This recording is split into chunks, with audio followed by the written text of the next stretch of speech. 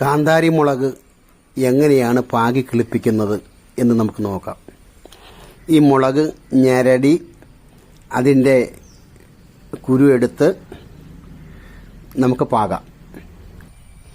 ഒരു ചട്ടിയിൽ കുറച്ച് വേപ്പിൻ പിണ്ണാക്കും പിന്നെ ചാണകപ്പൊടി, ചകിരിച്ചോറ് ഇതിട്ട് നമ്മൾ നന്നായിട്ട് മിക്സ് ചെയ്തിരിക്കുകയാണ്. വേപ്പിൻ പിണ്ണാക്ക് കീടങ്ങളെ ആക്രമിക്കാതിരിക്കാനാണ് നമ്മളിട്ടിരിക്കുന്നത്. ഇതിലേക്ക് നമ്മൾ എടുത്ത് വെച്ചിരിക്കുന്ന കാന്താരിയുടെ അരി പാകുക. എന്നിട്ട് അധികം വെയിൽ കൊള്ളാതെ തള്ളത്ത് വയ്ക്കുക. ഇടയ്ക്കിടയ്ക്ക് വെള്ളം തളിച്ചു കൊടുക്കുക.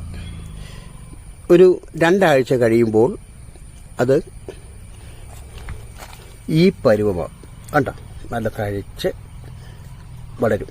ഇത് നമ്മൾ ഇതിനകത്തുനിന്ന് എടുത്ത് അടച്ച് മാറ്റി വെച്ച്